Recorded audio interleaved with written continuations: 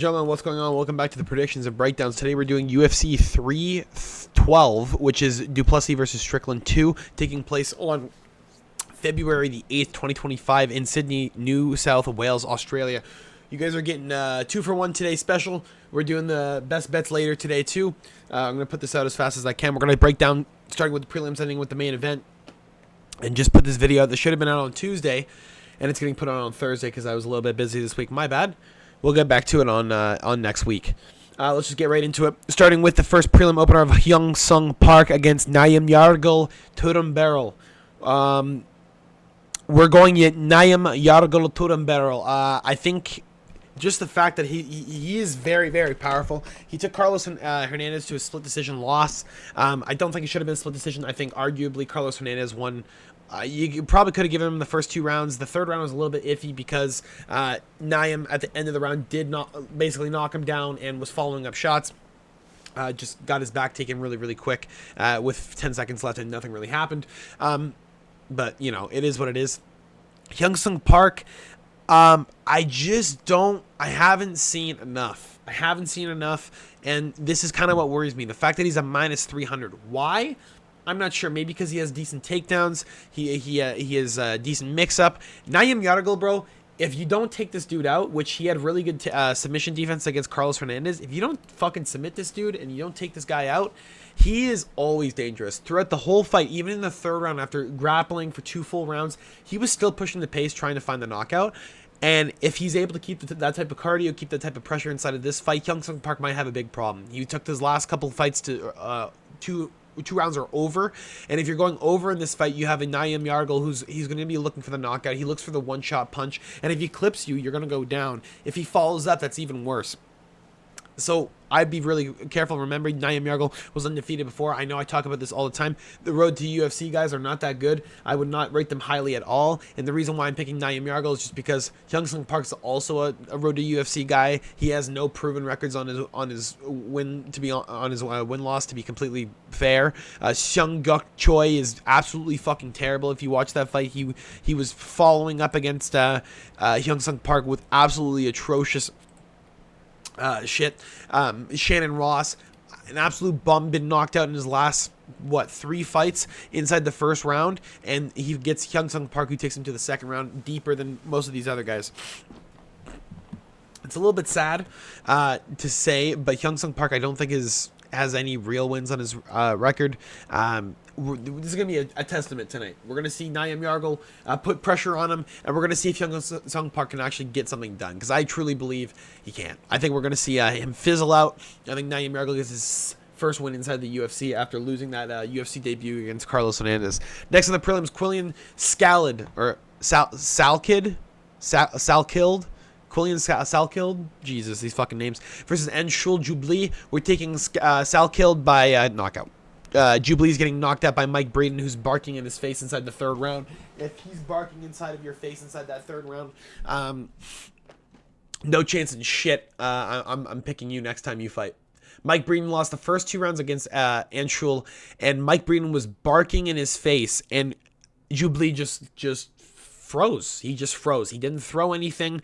He started winding up on shots even though he wasn't down on a round. Like, it made no sense. Mike Braden just fucking started finding absolutely perfect opportunities. Hasn't fought since then, mind you. He's living on an absolute high from this fight, probably. Got one of the most insane knockouts ever. You're down basically 11 minutes of a 15-minute fight, and then you just start barking at your opponent and just start beating the shit out of him.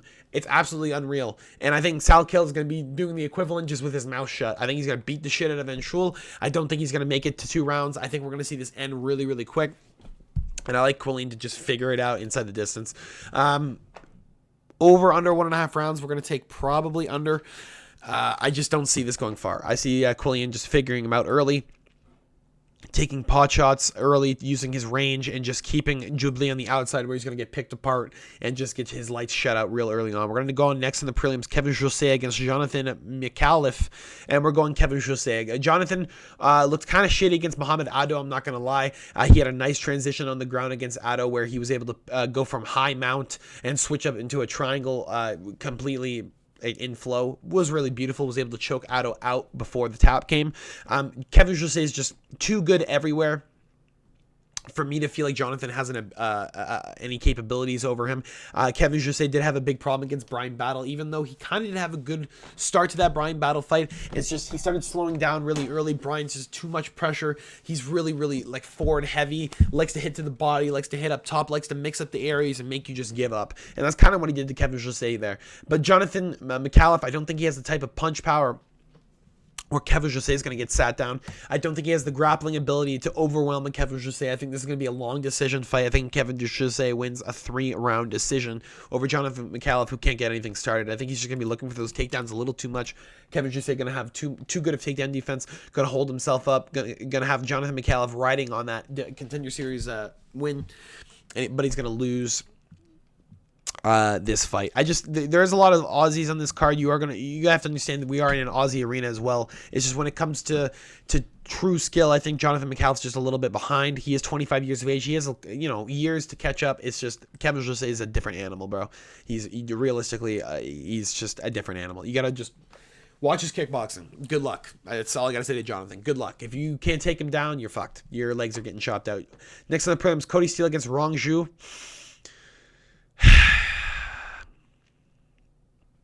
I mean, you have to pick Cody Steele, right?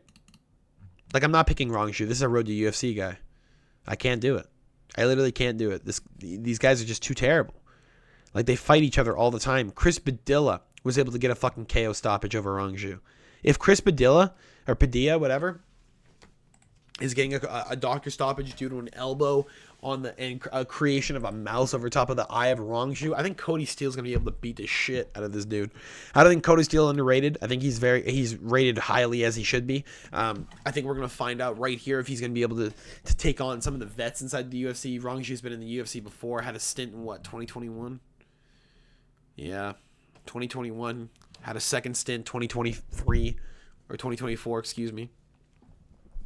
It's kind of sad, dude. I don't know. I don't think Rong Zhu's bad. It's just you have 31 fights. You're 24 years of age, but you look like you're fucking 35. Cody Steele looks older than you and he's 29. Or it looks like, younger than you and he's 29. Like, it's kind of rough.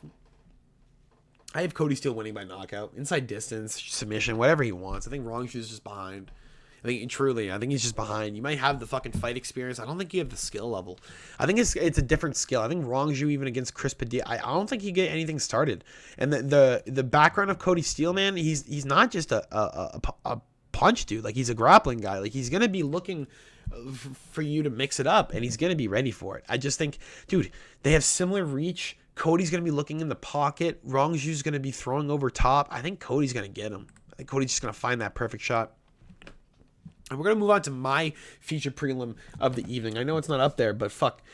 This is absolutely unreal. Alexander Topuria against Colby Thickness. Now, Slickness Thickness is absolutely unbelievable. I think this kid is the next shit at bantamweight. This kid's looking really, really sharp. Coming out of Volk Camp, freestyle fighting gym.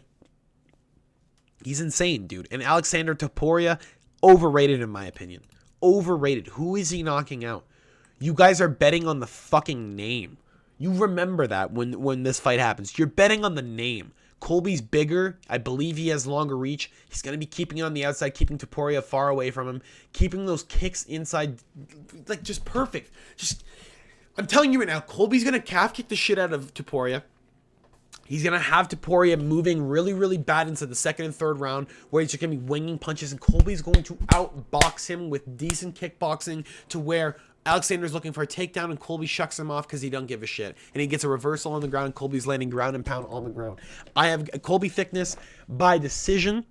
Do not be surprised if Topuria gets knocked out. I will not be surprised if he gets knocked out. I'm telling you right now, Colby Thickness is a demon at 135. This kid's different. This is a real Australian prospect. This is something to look after. This kid's getting his debut.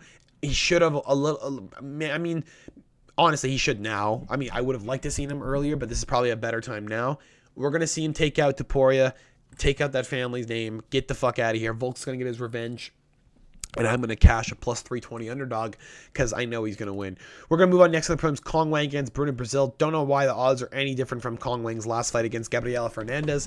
Fernandez just got lucky and clipped her and was able to choke her out. Let me tell you, Kong Wang's going to win this fight by brutal knockout, by brutal finish. We're going to see Bruno Brazil absolutely slumped in the fucking corner. If Denise Gomes is going to put Bruno Brazil out, I promise you Kong Wang's going to put her out. Kong Wang was able to put out fucking Victoria Leonardo, the girl who used to wear the fucking, what's it called? Dragon Ball Z stuff. Where is she? This chick. I'm telling you right now, she knocked her out with one punch.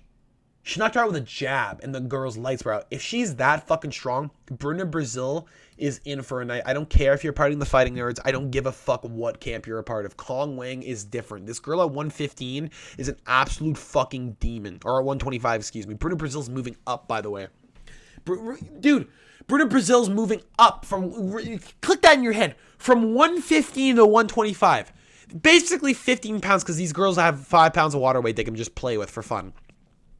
Dude, she's so much bigger than you. Like, you're fucked. Bruno Brazil is going to get tagged up. She's outranged. She's outclassed. This is a different fucking skill level, bro. These Chinese prospects are different. This is not some normal strawweight fight or flyweight fight. This is not what that is. This is different. This is Kong Wang going to maul Bruno Brazil. Maybe Bruno Brazil gets a takedown. Not for long. Not for long. Next on the prelims, Tom Nolan versus Vyacheslav Borshev. Slava Claus is not winning this one. We have Tom Nolan on this one. I think he's going to knock him out. I think he's going to put Borshev in his fucking place. I think he's going to learn that you can't just run over everyone at fucking, what is this, 155 at lightweight? You can't just run over everyone at lightweight and expect not to get stopped at some point, all right? Chase Hooper was able to stop him. I think Tom Nolan stops him with a knockout. I think he finally gets knocked out in his career, okay? The James Line top fight, he didn't win that fight, I don't think, in my opinion. Nazim Sadikov, I thought beat him too. I mean, Mahashante, I mean, you're lucky you even got Mahashante, okay? You beat Mike Davis and you beat Mark DeCasey. I mean, since then, you haven't really beat anyone. Tom Nolan is not the guy to beat, bro. Nicholas Mota got a nice shot on Tom Nolan, was able to put him down inside that first round with a right hook. And I think Borshev here, I think he's outclassed. I think when Borshev gets into deep territory, bro, he kind of starts falling apart. He kind of looks shitty. He looks slow. And I think Tom Nolan always looks sharp. Even if we get deep into this fight, man, I think you're going out. I think, dude, he took Alex Reyes to a decision.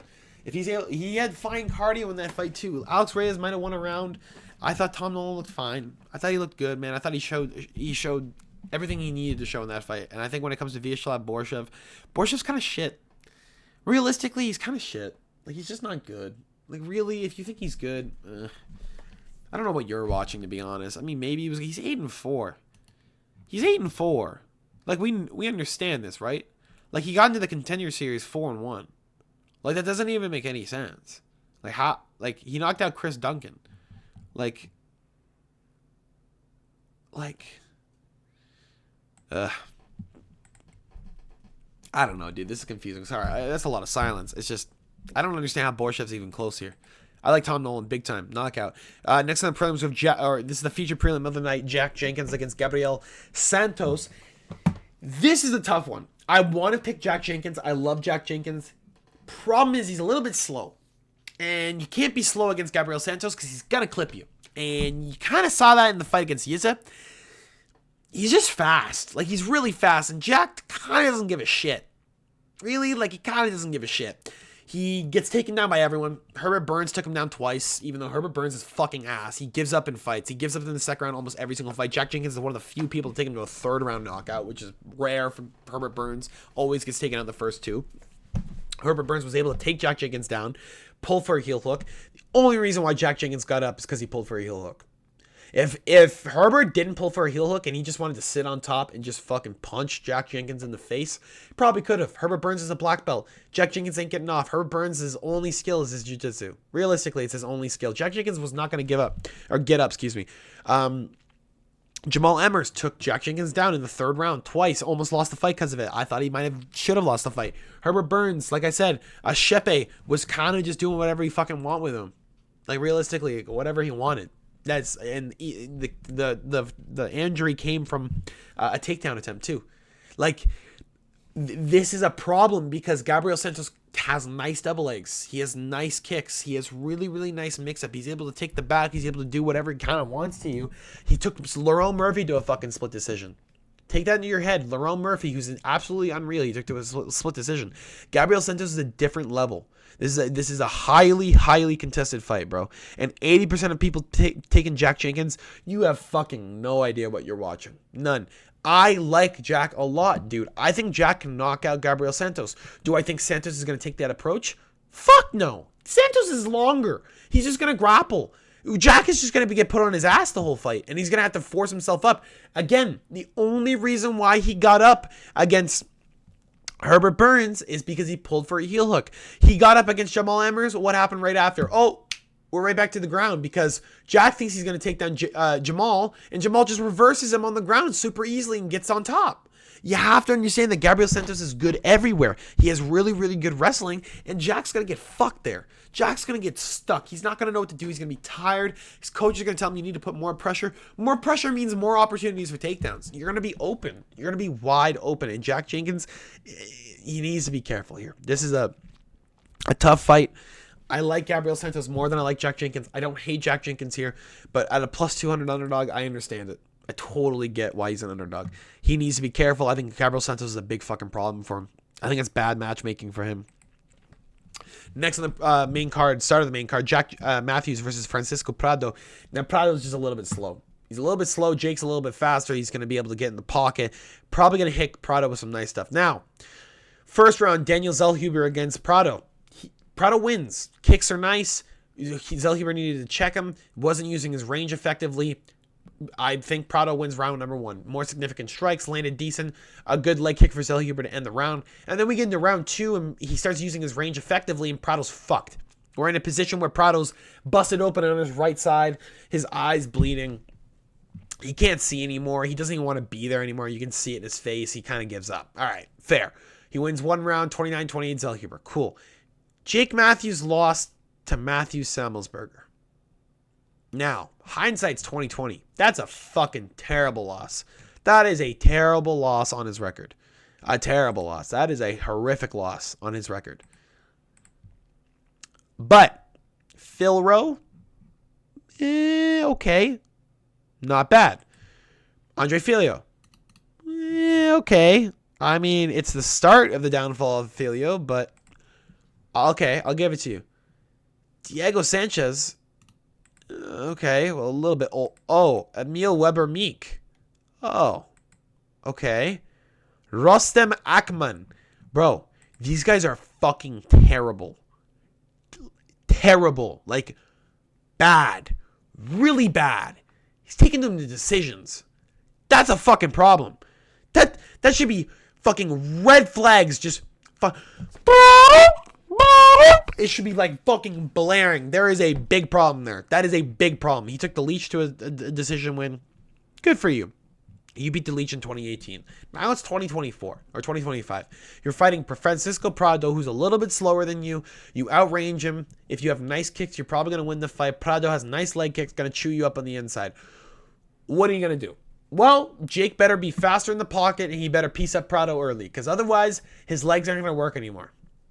Realistically, Prado has decent takedown defense. Jamie Malarkey was able to take him down. I think 2 or 3 times he kind of had piss poor takedown defense inside those fights, but I don't think Jake Matthews is going to take that approach. If he does take that approach and like decides to lay in prey on Francisco Prado, he wins that fight. If he takes that approach, he wins. He just needs to play grappling. If Francisco Prado can take away the takedown defense, bro, we have problems. We have actual problems because Prado's moving up. Prado's moving up from 155 to 170, which comes with a lot of problems, seeing as Prado's going to be slower. He's probably going to hit a little bit harder, but he's also not a natural 170. Let's see what happens. I'm not sure. I have Jake Matthews most likely, but I hate the fact I'm picking Matthews because I think he's shit. I think he's awful. I think Francisco Prado, I picked him against Zellhuber. I want Prado to win. It's just, do I pick him against Matthews when I see that he's slow and he's even moving up in weight while he's slow? I don't know. I really don't know. When it came to the fight against fucking, what's-his-face, Jamie Malarkey, he just seemed slow, dude. Like, when it came down to the takedown defense and stuff, he just kind of seemed piss poor with it.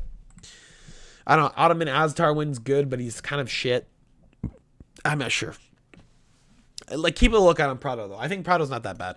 But Jake Matthews probably going to just mix up the wrestling to where Prado's ineffective. Next on the main card, Jimmy Crute, the Brute, versus Adolfo Bellato. Now, Jimmy Crute is back inside the UFC after getting, semi-retired. Said he was done fighting after that Alonzo Menafield rematch, and has since found Jesus Christ, his Lord and Savior, which I fucking hate when fighters do this and just put all of their hard work and all their praise, and they say, yeah, God did it. Dog, you did so much work. You did so much work. You put yourself through blood, sweat, and tears. You fought. You got punched in the fucking face. You got knocked out or submitted. And you're thanking God for that? Bro. Like, you're a warrior, man. You deserve that fucking praise.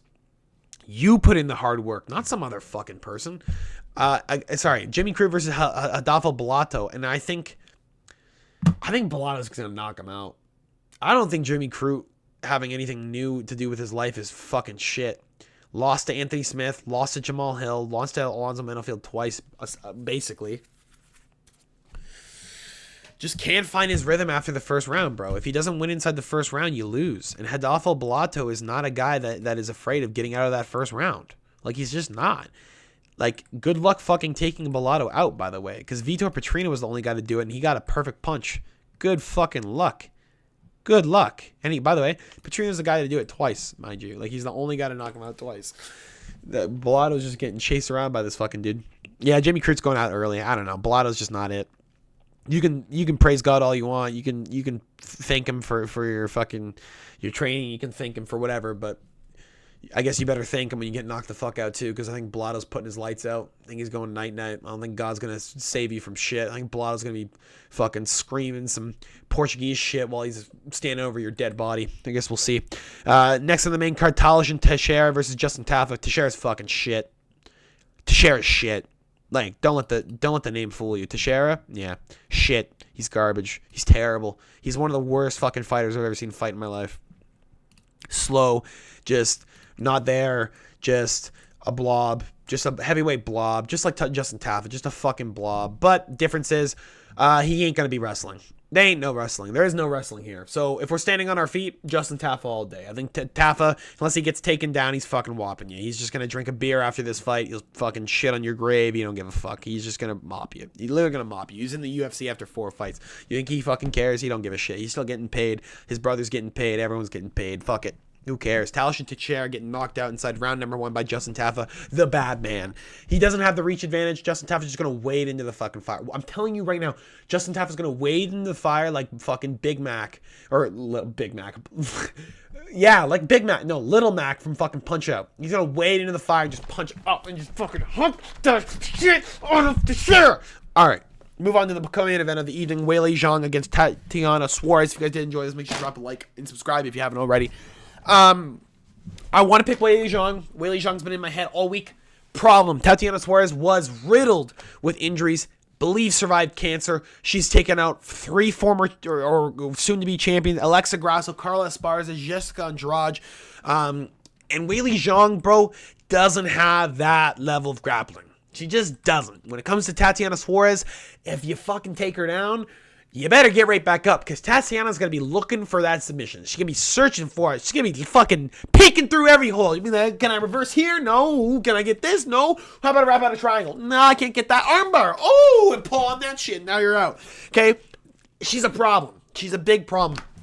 And you have Weili Zhang, who only losses to Rose Namajunas. Only loss in her fucking entire career, except for the first fight of her entire career in China. Well, fuck off, okay? That China fight doesn't count. Boming, where is she now? Where is she now?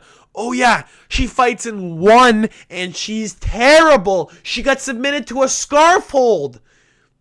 Who gets submitted to a scarf hold Americana? Bro, the girl she fought isn't even that good. Ayaka Mura is ass. She gets knocked out all the time. She's just a jiu-jitsu girl. That fight doesn't even fucking count. She only has 2 losses on her career. Rose Namajunas, both times. Head kick round 1. Split decision where I thought arguably Weili Zhang could have won. And then she goes on to beat Joanna Young Jacek, spinning backfist. Carla Esparza with a crucifix rear naked choke. Amanda Lemos, Yan Xiaonan, where she choked Yan out completely cold in like the second round, I think. Completely cold. Out. Yan was out. Like, out. She was out at the end of the round. And they fucking picked her up and brought her to her corner. Okay? That's kind of insane. And now you have Tatiana Suarez where she fucking gets everyone. She just gets everyone. And she beat the shit out of Andrade. Got a really nice guillotine. Beat the living shit out of Carla Esparza. Beat the shit out of Alexa Grasso and said the first round super quick. Just took her down. Grabbed the back. Just got the choke. Readjusted. Got it again. Alexa pulled. Readjusted it again. Just got that shit. It was over. Suarez can definitely choke out Weili Zhang. I'm taking Weili Zhang. I think Weili Zhang, even at 35 years of age, I think she's just the reigning defending champ. I think she's the greatest of all time at 115. I think she's going to reign supreme as the greatest of all time at 115. I think Tatiana Suarez has too many injuries to that Riddler record, bro. I think she has too much time off. I think there's a little bit too much ring rust. I think when it comes down to it, she's going to win maybe 2 rounds, but I don't think she can win all 3. I think it's going to be a testament to her skill. I think if she can win this fight, she's going to be one of the most insane fucking flyweight or strawweights of all time. Because I really don't see that Tatiana Suarez just comes in out of nowhere and scoops this title. I mean, it's not out of nowhere. She's taken out girls completely. But it's just so long in between. You haven't seen her fight in so long. Weili Zhang's fighting every couple fucking months, like for the last couple years. This is probably her longest layoff in a little while. I don't know, man. I'd love to see Weili Zhang back in there and just see her crisp. Because Yan didn't stand a chance, you could kind of tell. And I when it comes down to it, Suarez stands a chance, but I just don't see her winning. We're going to move on to the main event of the evening. Again, if you guys haven't subscribed yet or liked this video, do it. Just do it. Just do it, okay? I don't want to have to say it again. Just do it, okay? We have Dricus du Plessis still knocks against Sean Strickland. I'm taking Strickland because I think he won the first fight, okay? I think he did more damage. I think the cut was a little bit misleading. I think that Dricus is not overmatched. I think just when it comes down to it, he's too... Like, Dricus needs a finish. That's what it feels like. It feels like he always needs a finish. He needs to have a finish. Like, if he doesn't finish a fight, he loses. And kind of still true. I think Strickland won that fight. And I think when it comes down to it, we're going to see it again. I think we're going to see Strickland just outpoint him. I think it's just outpointing, man. They're the exact same build, exact same freak, exact same. It's just a little bit more skinhead on fucking Strickland's side, a little bit more autism on Dricus' side. I don't know, man. I think Sean Strickland's been getting in rounds with Caio Barhalio. He's been getting in rounds with a lot of guys. He's been fighting with the fighting nerds. He's been fucking getting testament to his strengths and skills. Like, he's coming into this fight the best version of himself. He's hoping to come in here, get his belt back for one final time. I think Strickland can do it. If you can upset Israel Adesanya on a good night, I think Strickland's coming into this on a good night. He does have staff. Over 4.5 rounds is probably your best bet if you're betting this fight. Just take the over 4.5 if you're a bettor. I'm not going to do it because I'm stupid. I'm dumb. I'm literally dumb. I'm telling you it's going to win, but I'm not going to do it. Yes, brain worky. I'm telling you, I think Sean Strickland wins. He does have staph. He will be affected by that staph infection. Over 4.5 should hit for you inside the decision prospect, and I guess we'll just see. I don't know. I don't think Still Knox fucking gets it done, man. I think he's just... There's too many times where Dricus basically loses, and then he just clicks up. He's like this. He's like, all right, I want to win now. And he just wins. He just like walks out and wins. I don't know. He did it to Izzy. He did it to Robert. He did it to fucking Derek. He did it to all these guys. He did it to fucking Darren Till. He just kind of like was like, I feel like winning now, and just wins. Just chooses to win. Trevin, he looked like he hit him with barely a right hand. He put Trevin's fucking lights out completely. He's got crazy power. But I just don't think he's going to be better than Strickland at this point in his career. Strickland's got a 1-2 jab, and he's still outpointing all of these guys. If the judges fucking score it properly, I think Sean Strickland wins the rematch. Plus 170 underdog cash up. That's all I got for you guys today. Hopefully you guys enjoy this. Again, 2-for-1 special today. I'll see you guys later for the best bets. I got to edit that and shit. I will see you guys later. It'll probably be posted on midnight. This is going to be posted probably around 5:30 p.m. I'll see you guys on Saturday for the live stream. And yeah, hopefully you guys enjoy this. I'll talk to you later. Peace.